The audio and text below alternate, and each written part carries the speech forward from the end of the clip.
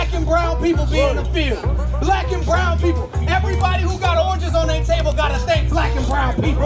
Everybody who got strawberries on their plate gotta thank black and brown people. And do we get the shade? Do we get the AC? Do we get the best pay? Absolutely not.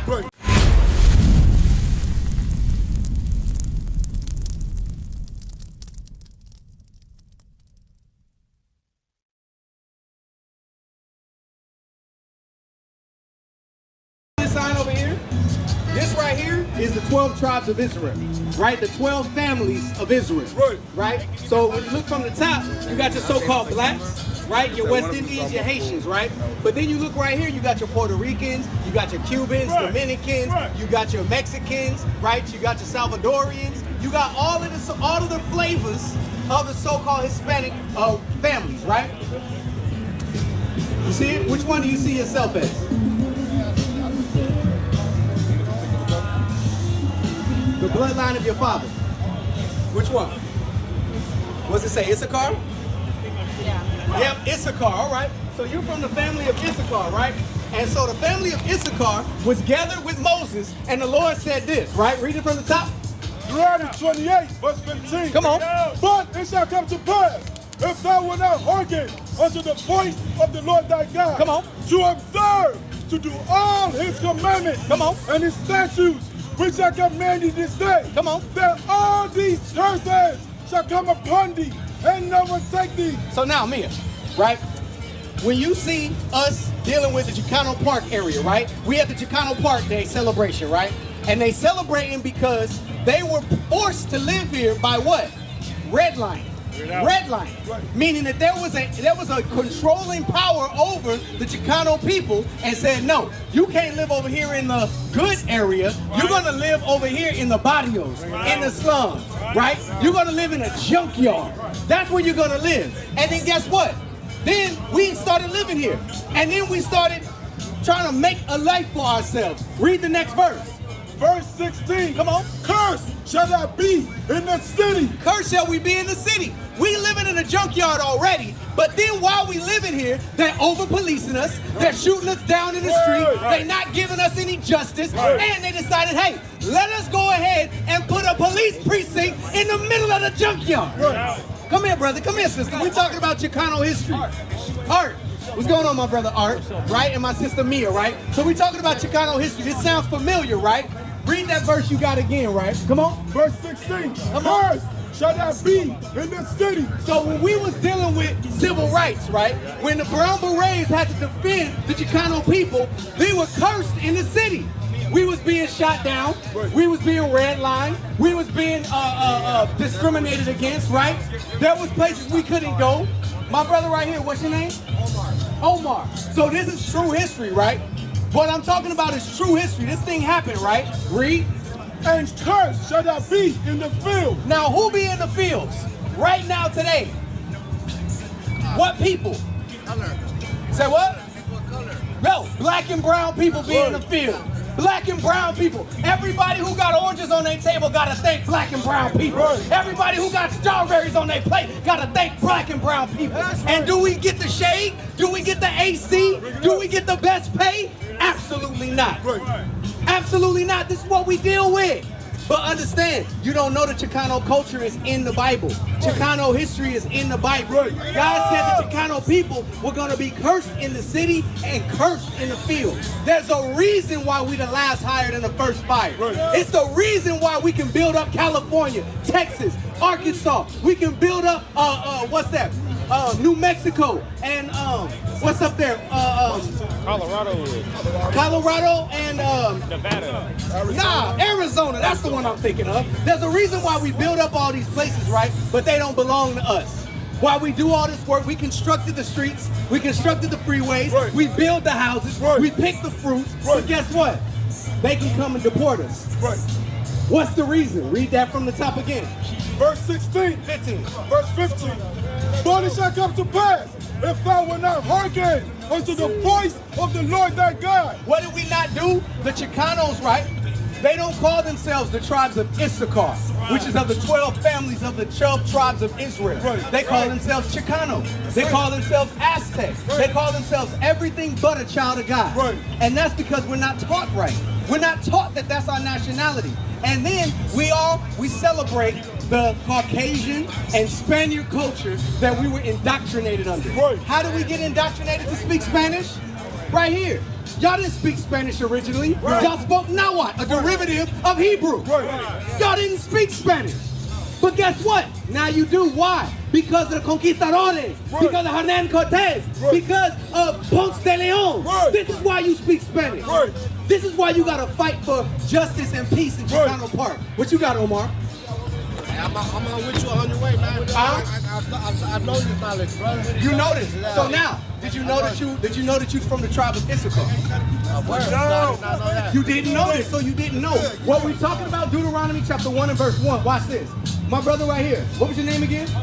Art and Omar. Omar and Art. Art and Omar. So now watch this, right? He said he's familiar with the oppression that we go through, but he's not familiar with the identity of who we are. Are you familiar with us being the children of Israel? I'm tripping. You say what? I'm tripping. I know what you're saying. Yeah? But did you take something to trip? Oh, you just impressed by what's being said? Oh my goodness, that's all praises. All praises. Because that's one of the first hurdles our brothers got to go through. Because they understand, right? Like my man Omar right here. Did you know that that's Jesus? That's Jesus. I know that's Jesus. Right. But who's this guy? This guy right here. This guy right here. Who is he? My man Art, come here. Come here. Who is this guy? Yeah, but who is he? That's a real dude. Who is he? I don't know. His name is Cesar Borgia. Cesar Borgias, right? Caesar Borgia. He's the second son of the 6th Pope of Rome, Rodrigo Borgia. They painted him after he died from syphilis. They painted him as the Renaissance image of Christ. You understand? You look at it right here. You see this? This is a Jewish man, not a Jew, a Jewish man painting one of those black images. Look at this image. Does this image right here look like this guy right here? Bring it out! No. But he's painting a Caucasian image of this guy. You understand? This guy right here doing the same thing. This is the Mother Mary and the baby Jesus originally. This is what they painted it to look like. Give me that in Maccabees, that they sought to paint the likeness of their images. Why? Come here, come learn. Come learn about the Bible for real. Come learn about the Bible for real, because if you think that this man is Jesus, you don't really know the Bible. Come here real quick. I'm going to show you in the Bible it's prophesied. Watch.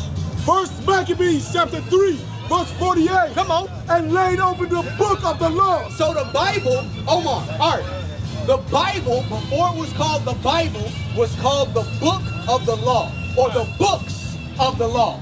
All of these books, before they were put together in one book, they were many books. And it was known as the books of the law. Read. Wherein the heathen had sought to paint the likeness of their images. Officer, can you grab me the 12 tribes? So it says, wherein the heathen had sought to paint the likeness of their image, right? So now the heathen would be anybody who's not the 12 tribes of Israel. Anybody not on this side is not your family. That's not your blood. The Bible calls them the heathen or the strangers. Y'all understand this? This people right here that are painting over the real images of Jesus and Mary, those are the heathen. Those are not your family. And what do? They try to brainwash you with these images.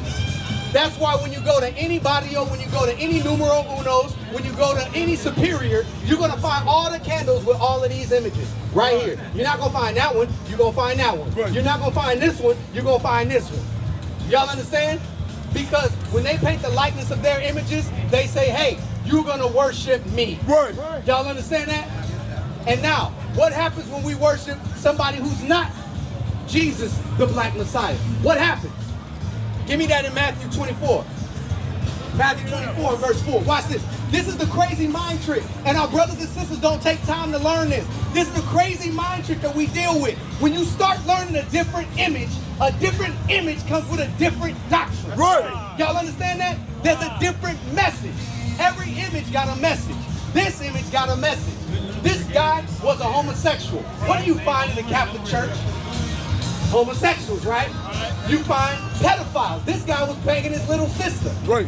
What do you find in the Catholic Church? You find pedophiles. Homosexuality. This man was an adulterer. This man was a murderer. What do you find in the Catholic and Christian Bring it community? out. You find murderers and homosexuals. Right. Man. Every image got a doctrine. Read that.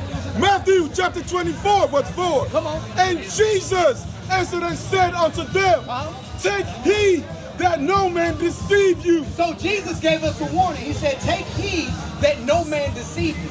Because somebody was going to show up and say, look, I am a prophet of Christ. Right. Believe me. And they were going to deceive many. They were going to teach you false doctrine and false images. Read. For many shall come in my name, saying, I am Christ, and shall deceive many. Now, I'm going to ask you, did that happen? Did this that Christ prophesied, did it happen? Listen up, Art. Listen up. Read it again. Verse 4.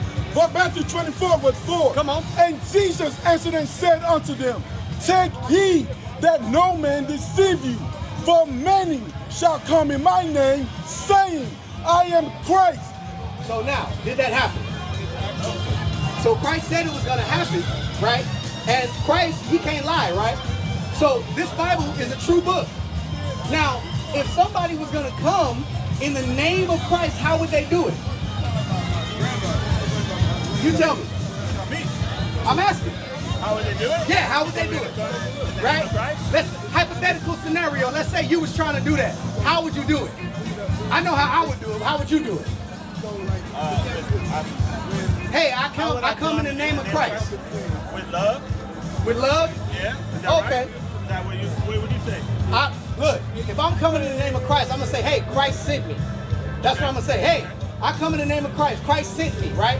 So whatever I do, I'm doing it in the name of Christ, right? Like, let's say the Inquisition.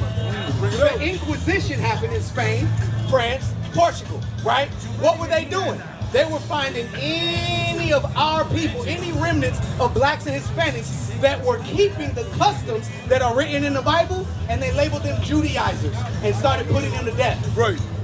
That's how in 1441 they signed the papal bull and said all Judaizers or all heathens can be chattel slavery. Right. That's when the Roman Catholic Church started the transatlantic slave trade. Right. That's when it happened. Hispaniola, man, Hispaniola, France, Spain, Portugal, and Constantinople was a principal POW center where they started sending POWs, Israelites, blacks and Hispanics, on slave ships to the New World. That happened in 1441. What happened in 1492? What'd you say, Art? What'd you say? What happened in 1492? What happened? What she tell you? Go ahead, bring it out. She said Columbus. Yes, yes. On October 2nd, 1492, Christopher Columbus sailed the ocean blue. And then on in October 3rd, 1492, Christopher Columbus sent 3,000 Arawak slaves on the Nina, Pinta, and Santa Maria back to Hispaniola, Spain. Seville, Spain was the slave capital of Spain for almost 1,000 years. That's how they came in the name of Christ. You understand? What they did was they made a bunch of religions and they taught them to you as slaves. As slaves. And they said, look, I'm Catholic. Believe me, I come as the mouthpiece of Christ. I'm Baptist. I'm Mormon. I'm Jehovah's Witness. I'm Seventh-day Adventist. Read that in Matthew 24:4 again.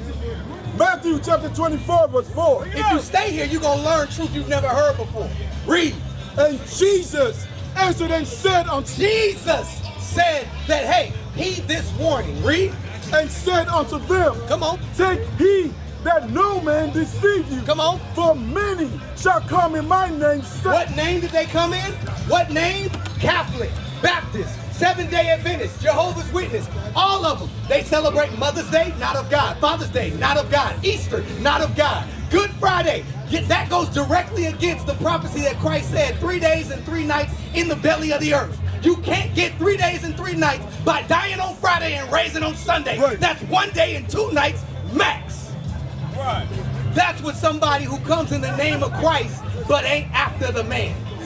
That's the one that teaches you this but denies that. That is, jump down to verse 24. Watch this. Verse 24. Come on. For they shall arise false Christ. What? They shall arise false Christ. I dare anybody outside of y'all, because y'all learning the truth right now. Anybody outside of these people right here, show me where the false Christ is.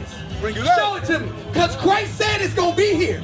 There's going to come a false Christ. Where is it? Who is it? What it look like?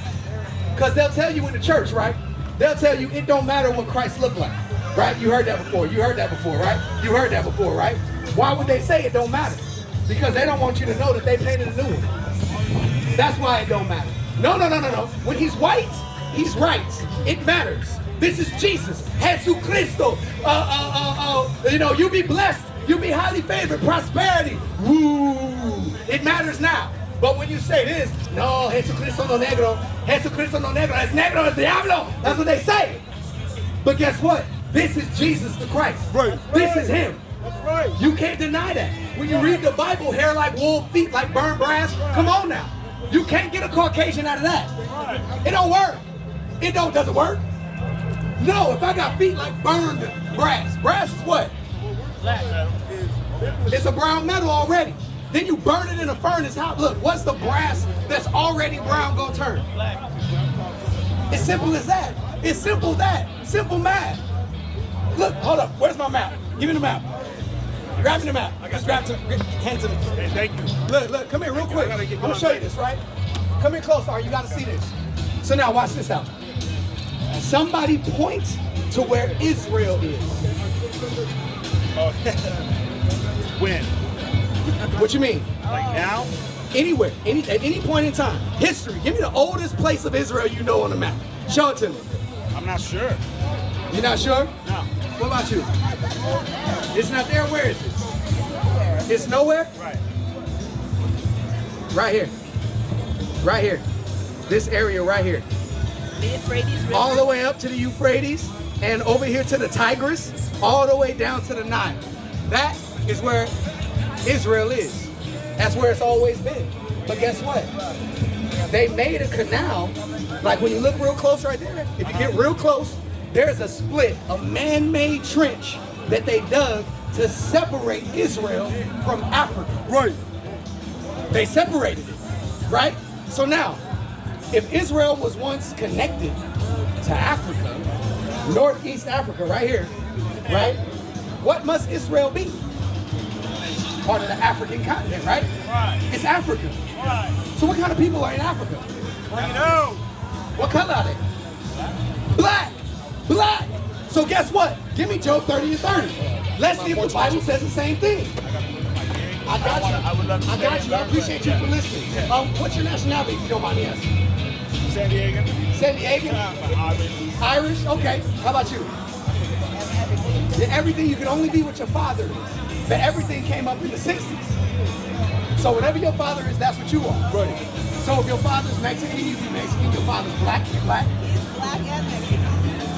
What's his father? His dad is Mexican. So then he be Mexican, right? So let's say this, right? If I take an apple tree, apple seed out of an apple tree, and I put it in China, is it gonna look the same apple as the apple tree in America? Probably not. Probably not. Gonna look a little bit different, right? But is it gonna be an orange? Is it gonna be a cherry? No, it's gonna be an apple, right? So even though our characteristics look different because of our mom, the apple seed, the seed comes from the man. That's the side where our blood and who we are, right? You said you're Irish, right? But you got the Saxons and then you got the Anglo-Saxons that were in Ireland, right? And then you have the black kings that ruled Ireland all the way up until 1473. So now, would you say you derive from those brothers or from the Anglo-Saxons that came in there? Hard to say. I don't know that lineage, but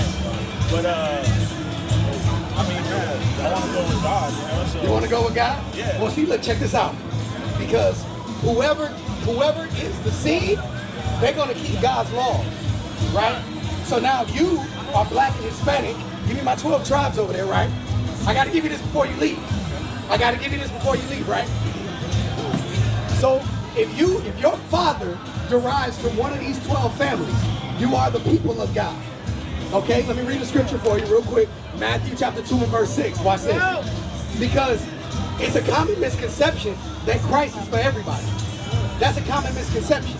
Because Christ was a revolutionary. What revolutionary on the face of the planet, outside of the misconception of Christ, ever fought for everybody? Even Gandhi fought for his people. Mahatma Gandhi fought for Gandhi's people. He said he could care less if the black man was taken out of slavery. He wasn't fighting for his people. Mother Teresa could care less. Anything outside of her people. All of the revolutionaries that you ever seen, ever in history, fought for their people. So let's see who Christ, the master revolutionary, fought for. Read. Matthew chapter 2, verse 6. Come on. And thou Bethlehem, in the land of Judah, art not the least among the princes of Judah. Come on. For out of thee shall come a governor that shall rule my people. Whose people? My people. Who are they? Israel. That's these people. God's people are Israel. So the reason that Christ was even sent on the earth is for his people. That's why Christ came from the tribe of Judah, the top tribe right up here, for the rest of his brothers. Because we were under the oppressive Caucasian regime of Rome. Right now we're under America, but back then we was under Rome. Right? America is an offshoot of Rome. Right? So now we have in this Bible, we have a choice to make. Are we going to return to being the people that we are? Or are we going to continue to be the people that we were created to be in slavery? And that's ultimately the point. That's ultimately the point. Because Christ came to redeem us and to cause us to repent. Right? So how does that work with me? How does that work? So the best thing that you can do is to make sure that every black and Hispanic you know knows this. Right? The best thing that you can do is to make sure that every black and Hispanic you know, every black and Hispanic you know knows this. Right? Because in that day when he makes his scene, maybe he'll have mercy on you. Maybe he'll have mercy. What is the nation?